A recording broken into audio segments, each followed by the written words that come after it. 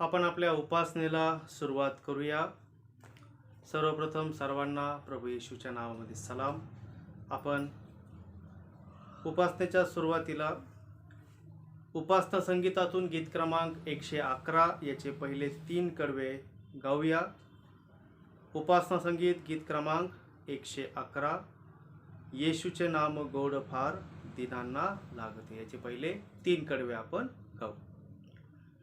येशूचे नाम गोड फार दीनांना लागते. येशूचे नाम गोड फार दीनांना लागते. ते दुःखे भये अनिवार नाहीशी करीते. ते दुःखे भये अनिवार नाहीशी करीते. येशूचे नाम गोड फार दीनांना लागते. त्या नावे शांती भरती अत्यंत समाधान. भुकेले तृप्ती पावती दीना मिळे कल्याण. भुकेले तृप्ती पावती दीना मिळे कल्याण. येशूचे नाम गोड फार दीनांना लागते. येशू हा माझ्या प्रार्थना देवाला ऐकवी. दुष्टांच्या सर्व योजना बळाने घालवी. दुष्टांच्या सर्व योजना बळाने घालवी.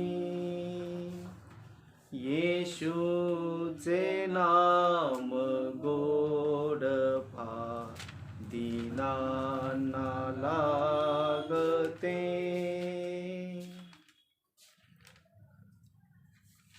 आपण यावेळेस एक शास्त्रवचन ऐकूया आणि नवीन करारातून प्रेषितांची कृत्ये याचा 16वा अध्याय वचने 19 ते 27 आपण यावेळेस ऐकूया. 19 ते 26 प्रेषितांची कृत्ये याचा 16वा अध्याय आणि याची वचने 19 पासून 26 पर्यंत आपण ऐकूया.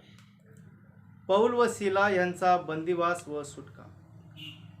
मग आपल्या मिळकतीची आशा गेली असे पाहून तिच्या धन्यांनी पौल व सिला यांना धरून पेठेत अंमलदारांकडे ओढून नेले आणि त्यांनी त्यांना अधिकाऱ्यांपुढे उभे करून म्हटले, हे लोक यहुदी असून आमच्या नगराला फार त्रास देतात आणि आम्हा रोमन लोकांना जे परिपाठ स्वीकारावयाला व आचारावयाला योग्य नाहीत ते हे सांगतात. तेव्हा लोक त्यांच्यावर उठले आणि अधिकाऱ्यांनी त्यांची वस्त्रे फाडून काढली व त्यांना छड्या मारावयाची आज्ञा दिली. मग पुष्कळ फटके मारल्यावर त्यांना बंदीशाळेत टाकून त्यांनी बंदीशाळेच्या नायकाला त्यांना बंदोबस्तात ठेवण्याचा हुकूम केला. त्याला असा हुकूम मिळाल्यावर त्याने त्यांना आतल्या बंदीखान्यात घालून त्यांचे पाय खोड्यात अडकविले. मध्यरात्रीच्या सुमारास पौल व सिला हे प्रार्थना करीत असता व गाणे गाऊन देवाची स्तुती करीत असता बंदिवान त्यांचे ऐकत होते. तेव्हा एकाएकी असा मोठा भूमिकंप झाला की बंदीशाळेचे पाय डगमगले, सर्व दरवाजे लागलेच उघडले व सर्वांची बंधने तुटली. परमेश्वर देवबाप या वाचलेल्या सर्व पवित्र वचनांना आपल्या प्रत्येकासाठी आशीर्वादित करो. त्याच्या नावाला मान, महिमा, गौरव आता आणि सदा सर्व काळ असो. आमेन. आपण देवबापाचे आभार मानूया. आणखीन एक वचन देवबापाने आपल्या समोर ठेवले. आपण गेल्या वेळेस हे पाहिलं की रागावलेला परमेश्वर कसा शांत होतो. आम्ही काय केल्याने परमेश्वराचा क्रोध हा शांत कसा होतो हे आपण मागच्या वेळेस पाहिलं. आज आपण आणखी महत्त्वाची गोष्ट पाहूया आणि ती म्हणजे उपासना ही किती आवश्यक अशी गोष्ट आहे.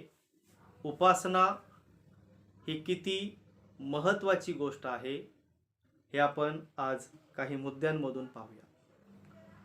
उपासना ही ख्रिस्ती जीवनातील अतिशय आवश्यक अशी गोष्ट आहे. सामुदायिकरित्या आपण उपासना करतो, वैयक्तिक पातळीवर करतो, कौटुंबिक पातळीवर आपण नेहमी उपासना करत असतो. आणि ही उपासना ख्रिस्ती जीवनामध्ये अतिशय महत्त्वाची अशी गोष्ट आहे. या उपासनेमुळे आम्हाला मोठ्या प्रमाणात परमेश्वराचे आशीर्वाद मिळतात. परमेश्वर आम्हाला अनेक प्रकारे या उपासनेद्वारे आशीर्वाद देतो. आणि सर्वात महत्त्वाची गोष्ट म्हणजे आम्हाला निर्माण करण्यामागं जो परमेश्वराचा उद्देश आहे, त्यामागे आम्हाला निर्माण करण्यामागे परमेश्वराचा जो उद्देश आहे त्यामध्ये उपासना हे एक महत्त्वाचं कारण आहे. परमेश्वराचं गौरव आमच्या हातून व्हावं म्हणून आम्हाला निर्माण केले आणि त्याची उपासना आम्ही करावी हा देखील त्यामागचा उद्देश आहे. आणि म्हणून उपासना ही फार महत्त्वाची गोष्ट आहे. त्यामधून आम्हाला खूप सारे आशीर्वाद देखील मिळतात.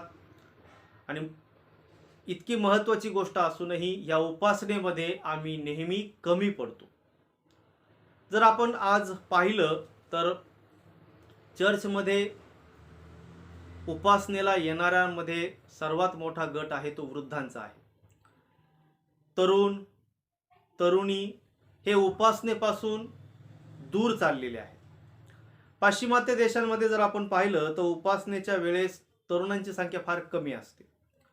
कारण या उपासनेला आता आम्ही कमी महत्त्व देऊ लागलो आणि म्हणून आम्ही आशीर्वादामध्ये देखील कमी पडत आहोत. जर आम्ही उपासनेमध्ये कमी पडतो तर याचा परिणाम आमच्या आशीर्वादांवर होत असतो.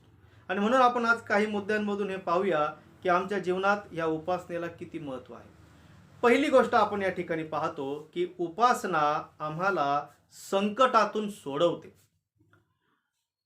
आत्म्याने आणि खरेपणाने केलेली उपासना ही परमेश्वर मान्य करतो आणि या उपासनेचा आशीर्वाद आम्हाला काय मिळतो तर आमची संकटातून परमेश्वर सुटका करतो. आणि त्याचं उदाहरण या शास्त्र भागामध्ये आपण पाहिलं. प्रेषितांची कृत्ये याचा 16वा अध्याय आणि यामध्ये आपण असं पाहतो की पौल आणि सिला हे देवाचे सेवक ज्यावेळेस सुवार्ता प्रचार करत होते त्यावेळेस या 16व्या अध्यायामध्ये आपण पाहतो की त्या ठिकाणी एक भूतग्रस्त मुलगी होती. आणि ही भूतग्रस्त मुलगी तिच्या अंगामध्ये यायचं आणि ती लोकांना त्यांच्या प्रश्नांची उत्तरं द्यायची. म्हणजे ती दैव प्रश्न सांगायची, त्याची उत्तरं लोकांना द्यायची आणि त्यातून तिच्या धन्यांना पुष्कळ मिळकत मिळायची. हे भूत ते काम करायचं. आणि मग आपण पाहतो की ज्यावेळेस पौल आणि सिला त्या भागामध्ये फिरत होते त्यावेळेस ही भूत लागलेली मुलगी पौलाच्या मागे मागं फिरू लागली आणि ती पौलाच्या मागे फिरायची आणि असं म्हणायची की हे लोक परात्पर देवाचे दास आहेत, हे तुम्हाला तारणाचा मार्ग कळवितात, असं ती जाहीरपणे सांगायची. म्हणजे भूताला सुद्धा हे माहिती होतं की देवाचे सेवक कोण आहेत. आणि मग ती सारखी सारखी पौलाच्या मागं असं बोलत चाललेली होती. आणि आपण वचन 18 मध्ये असं वाचतो की असे ती पुष्कळ दिवस करीत असे. मग पौलाला अतिशय वाईट वाटले व मागे वळून तो त्या पिशाचाला म्हणाला, येशू ख्रिस्ताच्या नावाने मी तुला आज्ञा करतो की तू हिच्यामधून निघून जा आणि ते तत्काळ निघून गेले. ती मुलगी जी भूतग्रस्त होती ती पूर्ण बरी झाली. पण आता तिच्यातून ते पिशाच निघून गेलं, ते भूत निघून गेलं आणि त्यामुळे त्यांच्या त्या व्यवसायावर परिणाम झाला.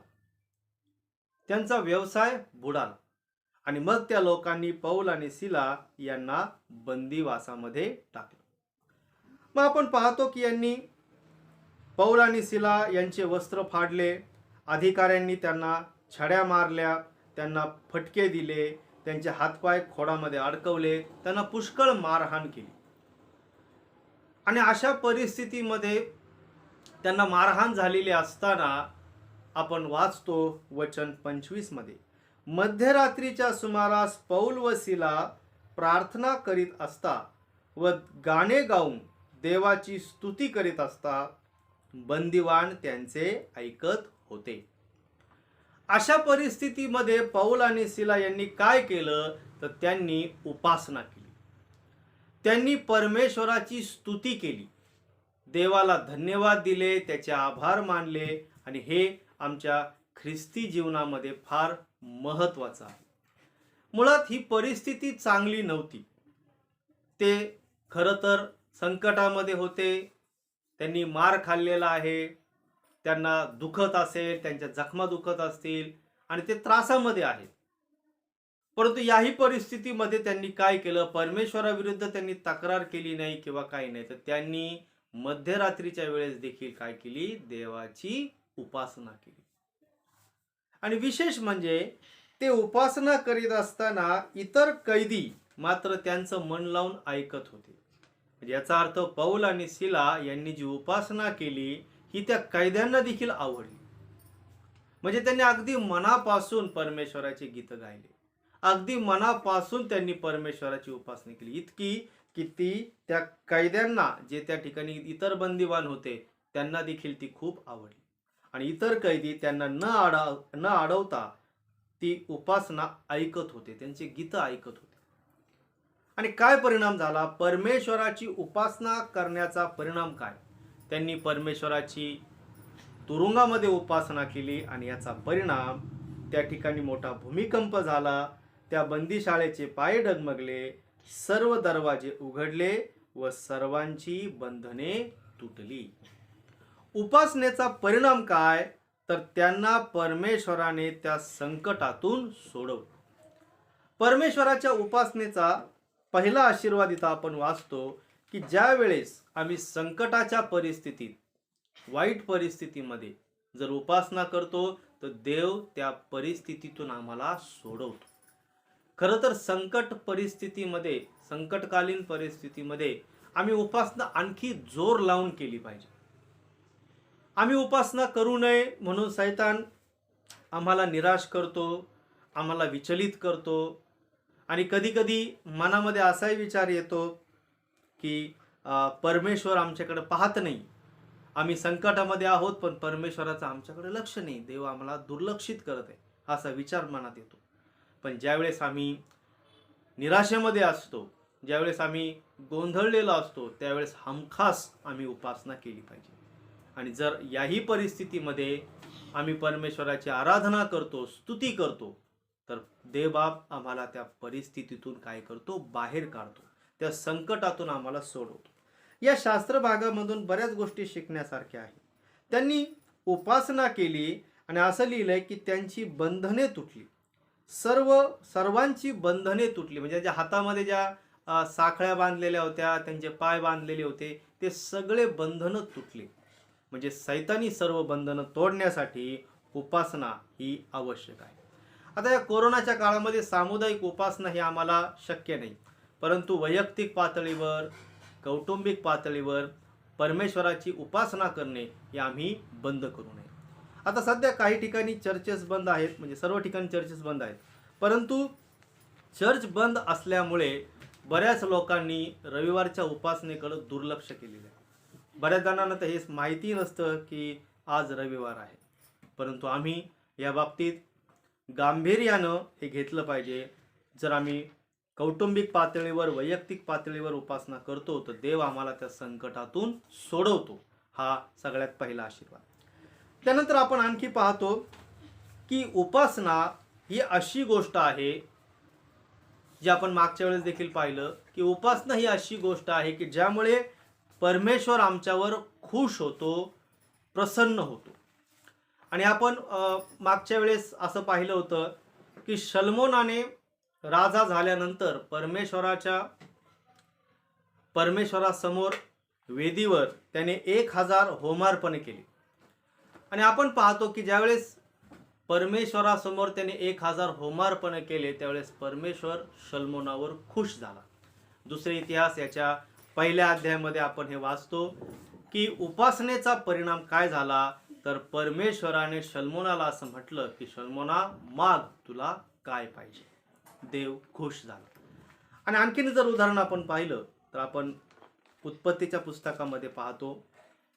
उत्पत्तीचं पुस्तक याचा जर आपण 8वा अध्याय आणि वचन 20 मध्ये पाहिलं तर तिथं आपण पाहतो की जलप्रलय संपल्यानंतर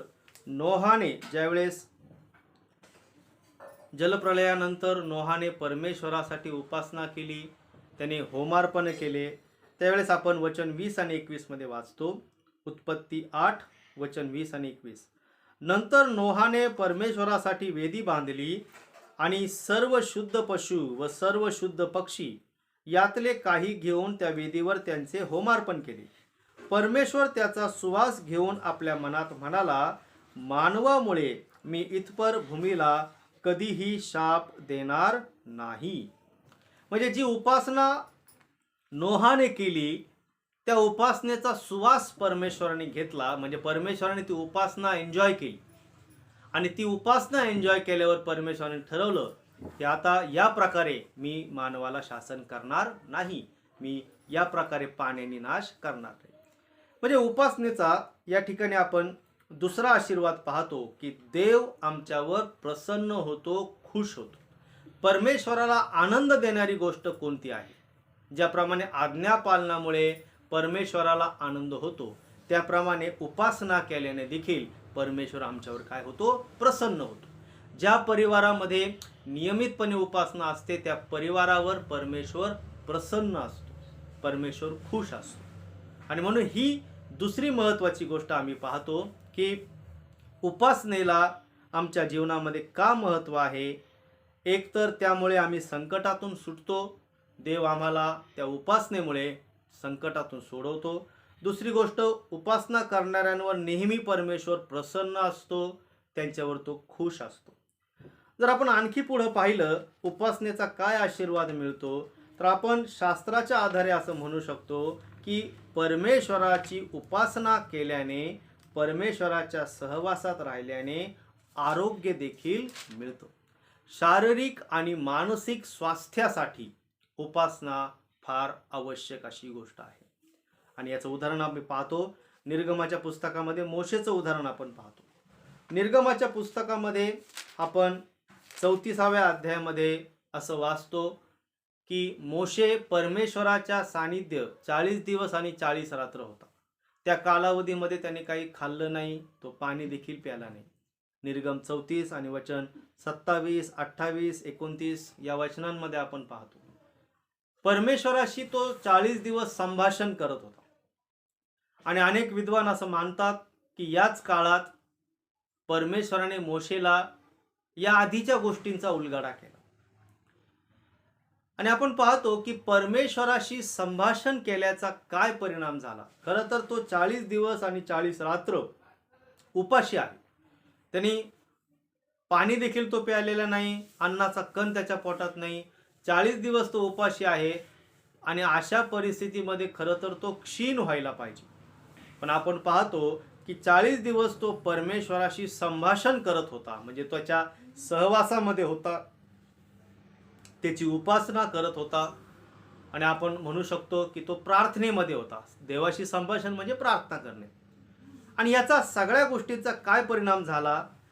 मोशेचं शरीर क्षीण होण्याऐवजी हे अतिशय तेजोमय असं झालं.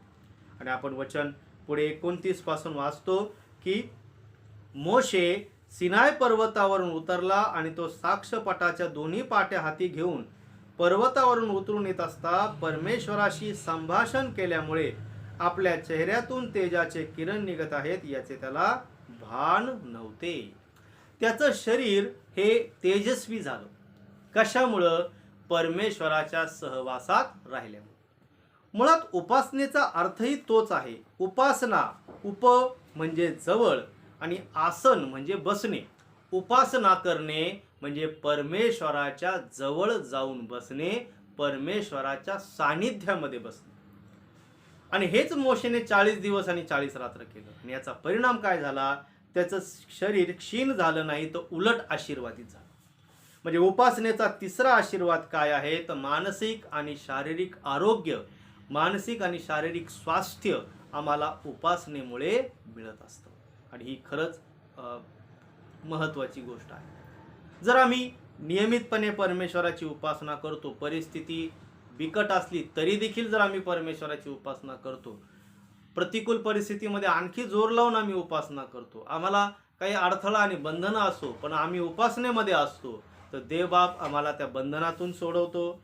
देवबाप आमच्यावर प्रसन्न राहतो, आमच्यावर खुश राहतो, आम्हाला आरोग्य देतो आणि आम्हाला आधार मिळतो.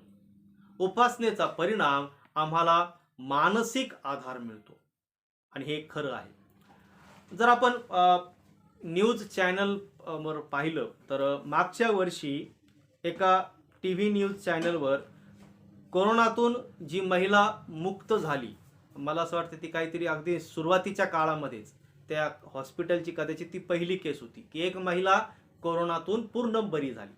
त्यावेळेस तिचा इंटरव्ह्यू घेतला आणि त्या इंटरव्ह्यूमध्ये ती महिलेने असं सांगितलं, ती ख्रिस्ती महिला होती, मला तिचं नाव माहीत नाही, तर तिनं असं सांगितलं होतं की माझ्याजवळ कोणी येत नव्हतं, डॉक्टर येत नव्हते, नर्सेस येत नव्हते, एक ट्रे होता त्यामध्ये ते औषधं टाकायचे, दुरूनच माझ्यासाठी ते औषध उपचार करायचे, माझ्याजवळ कोणी नव्हतं, फक्त माझं बायबल माझ्याजवळ. आणि तिने ही साक्ष दिली की येशूने मला बरं केलं. आणि मग न्यूज चॅनलवाल्यांनी देखील त्या इंटरव्ह्यूचा हा अर्थ घेतला की त्या महिलेला पवित्र बायबल तिच्या जवळ होतं आणि म्हणून त्यातून तिला ऊर्जा मिळाली. म्हणजे ही खरी गोष्ट आहे की जर आम्ही संकटाच्या परिस्थितीमध्ये परमेश्वराच्या सहवासामध्ये राहतो तर आम्हाला तो मानसिक आधार मिळतो. दक्षिण आफ्रिकेमध्ये कार्य करणाऱ्या एका मिशनऱ्याने असं म्हटलं होतं, त्या भागामध्ये अनेक मिशनरी अतिशय वाईट परिस्थितीमध्ये दिवस काढायचे, अनेक मिशनरी त्या ठिकाणी मरण पावले. आणि एका तरुण मिशनऱ्याने त्याचा अनुभव असा सांगितला होता, त्या भागामध्ये, त्या आदिवासी भागामध्ये काम करत असताना त्याने असं म्हटलं की माझी पत्नी मरण पावली, माझं मूल मरण पावलंय, मी अतिशय एकटा पडलोय, मी प्रार्थनेमध्ये आहे, परमेश्वराच्या उपासनेमध्ये आहे, म्हणून मी वाचलोय, नाही तर मी वेडा झालो असतो. त्याने आपल्या डायरीमध्ये हे लिहून ठेवलंय की इथली परिस्थिती अशी आहे, वातावरण असं आहे की माझं मूल मरण पावलं, माझी पत्नी मरण पावली, पण मी उपासनेमध्ये आहे म्हणून मी वाचलो, नाही तर मी वेडा झालो असतो. म्हणजे उपासनेचा आशीर्वाद काय मिळतो? तर उपासनेमुळे आम्हाला मानसिक आधार मिळतो, आम्हाला ऊर्जा मिळते, त्या संकटाशी लढण्यासाठी आम्हाला शक्ती मिळते. आणि हे अतिशय खरं आहे, याचा अनुभव आपण नक्की घेतला पाहिजे. आम्ही जर उपासनेमध्ये असतो तर आमची संकटातून सुटका होते. आम्ही नियमितपणे उपासना करतो तर परमेश्वर आमच्यावर प्रसन्न राहतो. आम्ही नियमितपणे उपासना करतो तर आम्हाला शारीरिक आणि मानसिक स्वास्थ्य त्यातून मिळतं. आम्ही नियमितपणे परमेश्वराची उपासना करतो तर आम्हाला आधार मिळतो, मानसिक आधार त्यातून मिळतो. आणि उपासनेचा महत्त्वाचा आणखी आशीर्वाद आहे तो म्हणजे उपासनेमुळे आमचा परमेश्वराशी समेट होतो. जे परमेश्वरापासून दुरावलेले आहेत ते उपासनेमुळे परमेश्वराच्या जवळ जाऊ शकतात. ही गोष्ट तर आपल्याला माहिती आहे की आज्ञाभंगामुळे देव आणि मानव यांची ताटातूट झाली. पवित्र देव आणि पापी मानव यांचा समेट कसा होईल? तर तो उपासनेद्वारे होतो. आपण पाहतो की जुन्या काळी लेवियाच्या पुस्तकामध्ये आपण वाचतो की जुन्या काळी देवाने हा नियम दिला की ज्यांना उपासना करायची असेल त्यांनी कोकऱ्याचं रक्त पुरावा म्हणून त्या ठिकाणी आणलं पाहिजे. आता आम्ही कोकऱ्याचं किंवा बैलाचं रक्त नाही, परंतु आमचा उद्धारक प्रभू येशू ख्रिस्त, जो देव आणि मनुष्य यांच्यामध्ये मध्यस्थ आहे, त्याचं रक्त पुरावा म्हणून घेऊन आम्ही परमेश्वराच्या चरणी जातो. आणि म्हणून उपासना ही आम्हाला परमेश्वराशी समेट घडवून आणणारी गोष्ट आहे. येशूच्या द्वारे तो समेट अशक्य आहे. येशूच्या द्वारेच तो समेट आम्हाला शक्य आहे. त्याच्याशिवाय आम्ही परमेश्वराशी समेट करू शकत नाही. परंतु उपासना ही अशी गोष्ट आहे की आम्ही देवाच्या जवळ जातो आणि आम्ही देवाच्या सहवासामध्ये राहू शकतो. आणि म्हणून आम्ही या संकटाच्या परिस्थितीमध्ये देखील उपासनेला वेळ दिला पाहिजे. देवबाप या वाचलेल्या सर्व पवित्र वचनांद्वारे आपल्या प्रत्येकाला आशीर्वादित करो. आपण प्रार्थना करूया. हे देवबापा, प्रभू येशूच्या द्वारे आम्ही तुझ्याजवळ येऊ शकतो, याबद्दल आम्ही तुझे आभार मानतो. देवबापा, आम्ही धन्यवाद देतो की उपासना ही तुझ्या सहवासामध्ये येण्याचं एक साधन तू आम्हाला दिलेलं आहे. देवबापा, आमची तुझ्याजवळ हीच प्रार्थना आहे की प्रत्येक परिस्थितीमध्ये तुझ्या चरणी आम्ही यावं. म्हणून देवबापा, आम्हा प्रत्येकाला सुबुद्धी दे. आम्ही प्रार्थना करतो, वाचलेलं वचन आम्हा सर्वांसाठी आशीर्वादाचं असं ठरू दे. आम्ही प्रार्थना करतो देवबापा, या कोरोनाच्या महामारीच्या परिस्थितीमध्ये आम्हा सर्वांना सहाय्य कर. अनेक आमचे प्रियजन निराशेमध्ये आहेत, विश्वासामध्ये अस्थिर आहेत, निराश आहेत, गोंधळलेले आहेत. अशा परिस्थितीमध्ये देवबापा प्रत्येकाला तू सहाय्य कर. प्रभू येशू ख्रिस्ताच्या द्वारे आम्ही तुझ्या चरणी नियमित यावं. म्हणून देवबापा, आम्हा प्रत्येकाला तू सुबुद्धी दे. वैयक्तिक पातळीवर आणि कौटुंबिक पातळीवर उपासनेमध्ये आम्ही कमी पडू नये म्हणून आम्हाला सहाय्य कर. जे वचन आम्ही वाचले ते आम्हा प्रत्येकासाठी आशीर्वादाचं होऊ दे. आम्ही यावेळेस आठवण करतो, जे आजारी आहेत, जे कोरोनाग्रस्त आहेत, त्या देवबापा त्या सर्वांना तुझा आरोग्यदायी स्पर्श होऊ दे. त्या सर्वांवर दया कर, त्या प्रत्येकाला बरं कर, त्या प्रत्येकाच्या कुटुंबावर तुझी दया असू दे. इथून पुढचा वेळ आम्ही तुझ्या हाती पुन्हा पडतो. आमचा उद्धारक प्रभू येशू ख्रिस्त याच्या नावाने आम्ही ही प्रार्थना केली, म्हणून देवबापा तू ऐक. आमेन. हे आमच्या स्वर्गातील बापा, तुझे नाम पवित्र मानिले जाओ, तुझे राज्य येवो, जसे स्वर्गात तसे पृथ्वीवरही तुझ्या इच्छेप्रमाणे हो. आमची रोजची भाकर आज आम्हास दे, आणि जसे आम्ही आपल्या ऋण्यास ऋण सोडिले आहेत तसेच तू आमची ऋणी आम्हास सोड, आणि आम्हास परीक्षेत आणू नकोस, तर आम्हास वाईटापासून सोडी. कारण की राज्य, सामर्थ्य आणि गौरव ही सर्व काळ तुझीच आहेत. आमेन. आणि आता सर्व बुद्धी सामर्थ्याच्या पलीकडे असलेली देवबापाची प्रीती, तारणाऱ्या प्रभू येशू ख्रिस्ताची कृपा आणि पवित्र आत्म्याची सहभागिता आणि मार्गदर्शन आपणा सर्वांसोबत आता आणि सदा सर्व काळ असो. आमेन.